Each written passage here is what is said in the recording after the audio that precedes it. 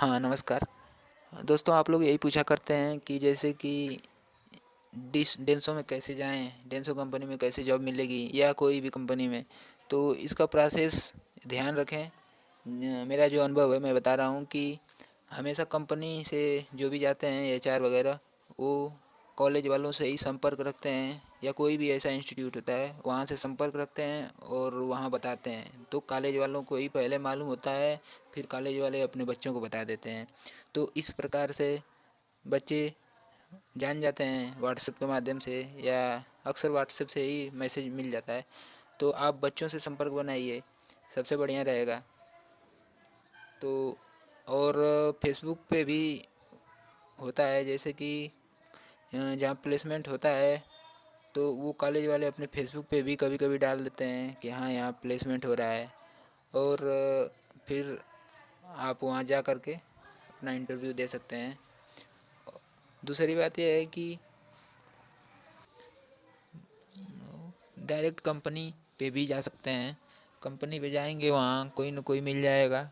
फिर वहाँ से आपका आपका जो भी रिज्यूम रहेगा, डॉक्यूमेंट रहेगा, वो वहाँ ले लेते हैं। यानी सबसे पहले कंपनी के गेट पे गेटमैन से संपर्क करना पड़ता है, फिर वो बता देगा कि इंटरव्यू चलेगा कि नहीं चलेगा। अक्सर चलता रहता है, जैसे कि थोड़ा आउटसाइड में, जैसे हरियाणा साइड में अक्सर इंटरव्यू चलता रहता है मानेसर की तरफ। तो आप शुरुआत वहाँ से कर सकते हैं। ये ध्यान रखें, ये सारी शुरुआत के लिए ही है, यानी फर्स्ट टाइम के लिए है। बाकी जब एक्सपीरियंस हो जाता है उसके बाद तो प्रोसेस बदल जाता है। इसके लिए ज़्यादा ऐसे कॉलेज पे जाने की ज़रूरत नहीं होती है। डायरेक्ट कंपनी पे जाइए या ऑनलाइन अपना डालिए, ऐसे हो जाता है। लेकिन मैं फ्रेशर के लिए बता रहा हूँ, यानी जो अभी शुरुआत कर रहा है कंपनी में जाने का। तो ये जो कॉलेज पे जो भी होता है, ये ध्यान रखें कि ये अक्सर अप्रेंटिस यानी कोई न कोई ट्रेनिंग में ही लेके जाते हैं। जैसे कि NATS वाली अप्रेंटिस, फिर नीम वाली अप्रेंटिस, और एक होती है NAPS वाली अप्रेंटिस। इस तरह से चलता है। तो अक्सर कंपनी इन्हीं में ले जाती है, यानी NATS, फिर NAPS, फिर नीम, इन सब में लेके जाती है, क्योंकि कंपनी को फ़ायदा रहता है और क्योंकि सरकार से पैसे मिलते हैं इसमें।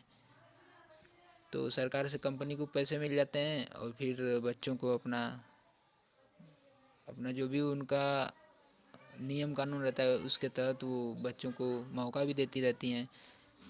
और इसमें जो भी बच्चे जाते हैं उनको निकाल दिया जाता है अक्सर 1 साल के बाद, अब जितने साल की ट्रेनिंग हो। तो ये ध्यान रखें कि ये फ्रेशर के लिए ही मैं बता रहा हूँ कि आराम से कॉलेज पे हो जाता है। और अक्सर कॉलेज पे कभी कभी तो हर हफ्ते होते रहता है। कंपनियां कोई न कोई जा कर के वहाँ से अप्रेंटिस के लिए बच्चों को ले लेती है। और मैंने देखा है NATS यानी MHRD NATS वाली ही ज़्यादा चलाते हैं सब कंपनी वाले।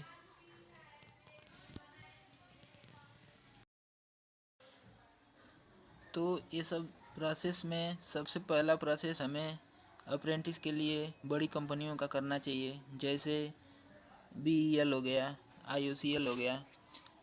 तो मेरा एक फ्रेंड था, BEL यानी भारत इलेक्ट्रॉनिक लिमिटेड वाले में अपना गया। वहाँ पे शायद ऑटो कैड का ही उसको कुछ घंटे भर सीखने को मौका मिलता था, बाकी घंटे वो अपने से थोड़ा बहुत प्रैक्टिस करते रहता था। तो इस प्रकार से 1 साल के बाद उसको अच्छी जॉब मिल गई। अप्रेंटिस के बाद अच्छी जॉब मिल गई। 2 साल बाद उसकी 20-22 हज़ार के लगभग उसका सैलरी हो गया ऑटो कैड में। तो तो इस प्रकार से ऑटो कैड से उसका भविष्य अच्छा हुआ, ठीक है। लेकिन इसके अलावा अगर बड़ी कंपनी में ही अप्रेंटिस करने को मिल जा रहा है, जो वास्तव में अच्छा पैसा देगी, बाद में उसमें पैसे बढ़ जाएंगे या नहीं भी बढ़े, तो 1-2 साल का कम से कम अप्रेंटिस का एक्सपीरियंस तो मिल जाएगा। तो एक्सपीरियंस भी अच्छी बात है। तो इस प्रकार से अप्रेंटिस के लिए सबसे बड़ी कंपनियों में सबसे पहले सोचना चाहिए।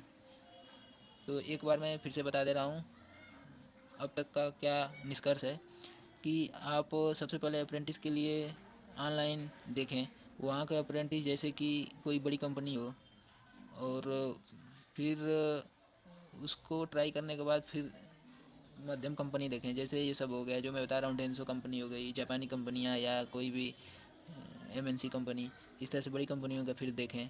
इसमें जाने के लिए तो ऑनलाइन नहीं भरना होगा ये, बल्कि कॉलेज, किसी भी कॉलेज से संपर्क करना पड़ेगा जहाँ कंपनियाँ अक्सर जाती हैं प्लेसमेंट के लिए। तो इसके लिए आप जुड़ जाइए दोस्तों से जो कहीं ना कहीं इस समय पढ़ रहे हो कॉलेज में, क्योंकि उन्हीं को मालूम चलेगा कॉलेज के माध्यम से कि कब कंपनी आ रही है। बस, धन्यवाद।